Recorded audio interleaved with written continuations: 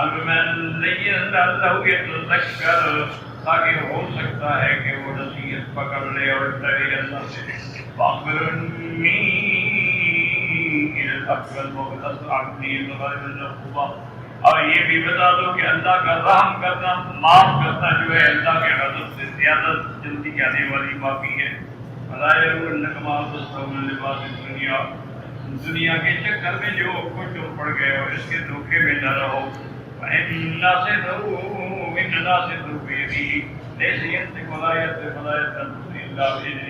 ان کی پیشانی میرے ہاتھ میں ہے، وہ بول بھی نہیں سکتا، زبان سے لفظ نکالتا جب تک میرا حکم تھا. وہ بول رہا ہوا جب لب تک اپنے رب کی بات کو مانو. فإنه واسع المغفرة. اللہ تعالیٰ بڑی بخشش والے ہیں. قد أمهلك 400 سنة ذکر عن ظلم المحاربہ.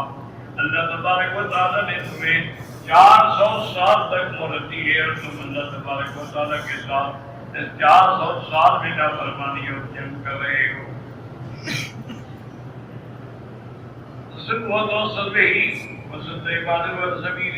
اور اللہ کے بندوں کو بھی تم اللہ کے راستے سے روکتے ہو. حالانکہ اللہ تمہیں بارشیں دیتے ہیں، تمہیں رزق دیتے ہیں، تمہیں قیمتیں عطا فرماتے ہیں.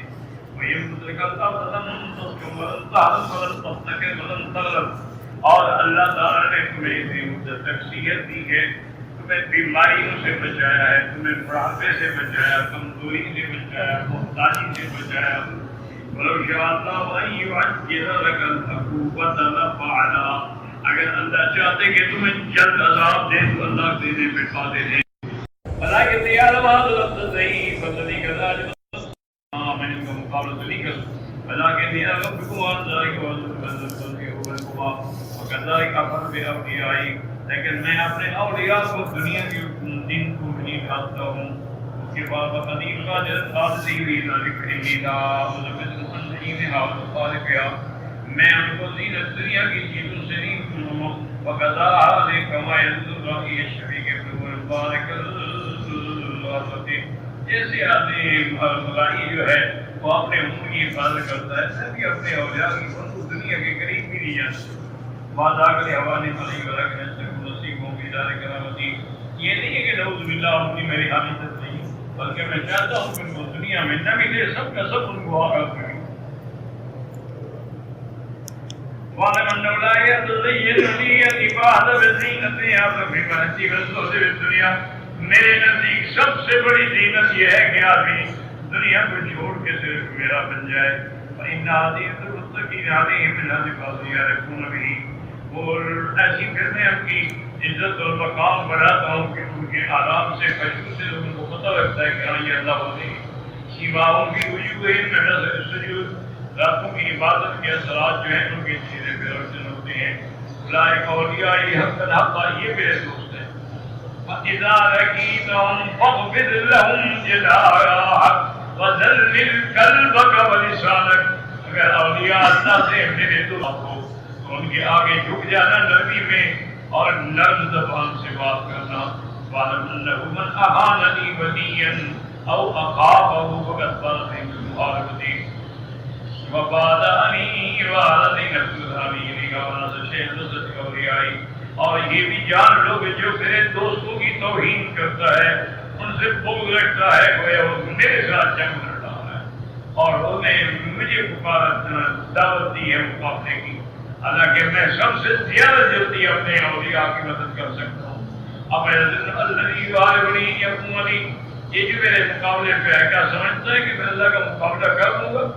ہم یہ ظلم الذی یعادنی یعزنی، یا مجھے نعوذ باللہ عاجز کر دے گا. ہم یہ ظلم الذی یعادنی یسلکنی یغوطنی، یا یہ سمجھتا ہے کہ میرے عذاب سے بھاگ جائے گا، میں نہیں پکڑ سکوں گا. کہ بھگوان الصائر من دنیا والآخرہ لا تقرصبنا الینا اکبر الہی. میں ان کی مدد کرنے والا ہوں اپنے اولیاء کی، ان کی عبادت میں کسی اور کے ذمہ نہیں لگاتا. یہ سب باتیں جب ہو گئی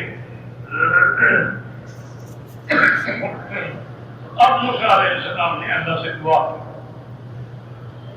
قال رب اشرح لي صدري ويسر لي هذا سؤال موسیٰ علیہ السلام فی الجد، اللہ سے سوال کیا کہ یا اللہ میرا سینہ کھول دے تاکہ میں آپ کی دعوت کو سمجھوں بھی اور صحیح طریقے سے دعوت دے سکوں۔ اللہ سے بڑے کام کے لیے حکم دیا تھا، فرعون کا مقابلہ کرنا مذاق کا نہیں ہے۔ بعض بلا آدم بنی کے علاوہ اس وقت وہ دنیا کا سب سے بڑا بادشاہ